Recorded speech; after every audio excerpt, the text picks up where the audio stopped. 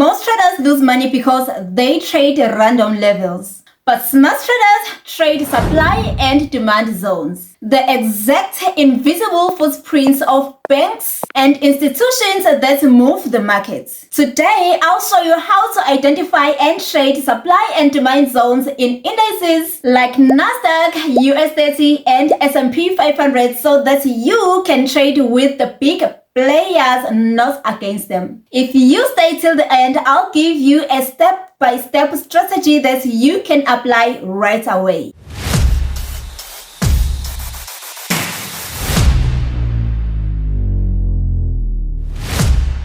A demand zone is a level where institutions buy heavily and price shoots up. And a supply zone is a level where institutions sell heavily and price shoots down. Yep, it drops heavily. To further understand this analogy, let's use a real-life example. Take you, for example, if you go to the supermarket to buy bread. If bread is cheaper this day, you will probably buy even multiple breads because the demand of the bread will increase based on the price level. So as a trader, you buy at the level whereby the prices are cheap. You hold the bread/assets, and when the prices are too expensive or too high, you then sell the bread and makes profit that way. Most traders fail because they chase price, while institutions win because they wait for the price to come to them, to come back to their level so that they start buying or selling.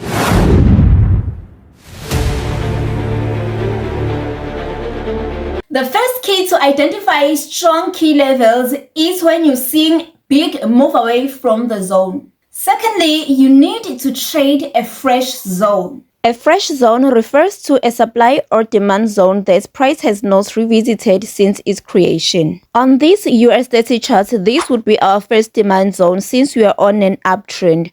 Remember that on an uptrend, we are only looking for buying opportunities, and we take buying opportunities as the demand zone, and on a downtrend we are looking for selling opportunities, and we are seeking sales as the supply zones. As I have said, this was our first demand zone on this chart because, as you can clearly see, we had an aggressive buying right here, which led to a huge move away from the prevailing trend. As you can clearly see, that the prevailing trend was indeed an uptrend at this point. But as the buyers came in aggressively, we saw a huge momentum, buying momentum, pushing the price, leading to a complete change of character, which verifies this area as a valid demand zone. Secondly, it was a fresh zone that the price had not revisited. As you can clearly see now, that the price then revisited in a form of a pullback to retest this zone, giving you an entry opportunity to take this trade all the way up. Demand zones are areas where a significant number of buy orders are concentrated. They are formed after a period of consolidation sometimes, which you will see here above. You can see there's a period of consolidation taking place, followed by a strong explosive move upward. As you can see, that after this consolidation, there was a strong explosive move upward. When the price returns to this zone, it's expected that the remaining buy orders will be filled, potentially causing the price to reverse and move higher. One of the things that you must realize when trading indices is that the demand and supply zones tend to be respected regardless of the current prevailing trend. For example, we had a very strong supply zone at this level, which contributed to increasing heavily sell-side liquidity. Even though price ended up changing character, but order flow was heavily respected. Also, the sell-side supply zone was respected, not as much as it should, obviously, because of the current prevailing trend, but the market heavily reacted to it multiple times in a form of consolidation before finally breaking out aggressively again, creating another demand zone. So to be always on a safe side, do expect the price to respect your zone, whether a supply or a demand, regardless of a prevailing trend in a particular way. And to be able to know, see and master these things on your trading charts, make sure that you are journaling and you are journaling correctly, because there's no way you can know, grow and master your charts if you are not journaling your trades. If you are looking for a good trading journal, the link will be on the description box. You can go ahead and download this, start using it instantly if you want to grow. This breakoff structure led to a recent high on the USDT. And as you can see, the market has been rejecting this level ever since. So possible chances are, according to my knowledge, experience, and gazillion times of journaling, possible chances are the USDT will definitely change character from this level. We are either looking for a breakoff structure, which will be the continuation of this pattern, but the USDT has already made a new high. So the change of character is the most likely scenario to go to, especially since it's been really rejecting this level for a while now. So in these cases, we wait for the price to decide what it does next.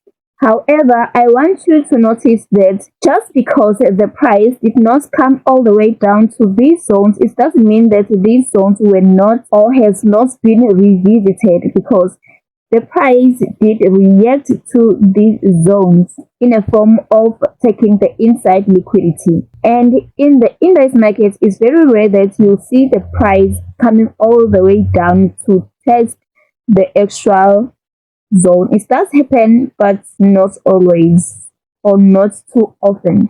So take note on that one if you are trading supply and demand zone on an index market. Here's another example on a 4-hour time frame. As you can see that we had a strong push down, and after changing character, the price still respected the sell side supply zone because it was a valid structure. Key point, very important. If you want to know whether the structure is valid or not, we do have a trade execution guide to help you take good quality trades, especially on your entries, good quality entry levels. It will be linked on the description box. Even though the price did not hold it down this much because the market structure had already changed character, but it's definitely reacted to it. This could have been a really good scalping opportunity. But if you were waiting for the price to tap into the exact point, look at these demand zones. We can see that the price had a very strong push here, came all the way down in a form of retest, and came back to this level for entry, and then pushed all the way up because we had a very strong sell coming in at this level. The price was forced again to respect what the market did on this level, and then it produced what? A double tap, because this was not a change of structure, but because we did have a valid supply zone coming in, we were forced to respect it. You see, so indices respect both supply and demand zones. Doesn't matter the direction, but the zone will definitely be reacted to. Remember the trend. Always trade with the moving trend. Always keep the prevailing trend in mind.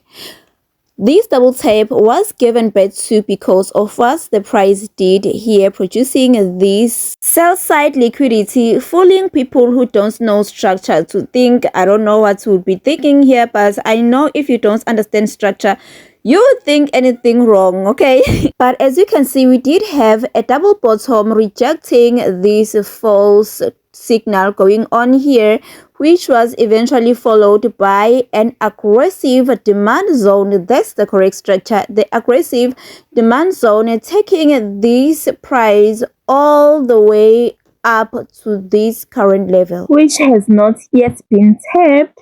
and we are definitely hoping that it will be reacted to if the price does not change the character, because if it does change the character from here, we are expecting the price to close below this demand zone and will not respect it. But if not so, then we are looking for the price to come back all the way here and trade this demand zone. Thirdly, you need to take note on the time spent in zone. The less time, the stronger the zone. This is how a multiple tested zone looks like. Price has already revisited the zone multiple times. Each time price touches the zone, some of the pending orders are filled. The liquidity in this area is used up with each subsequent test. The zone becomes weaker and less reliable because of that. The price may only pause briefly or be slide straight through the zone as the imbalance of demand is no longer as strong as it was initially.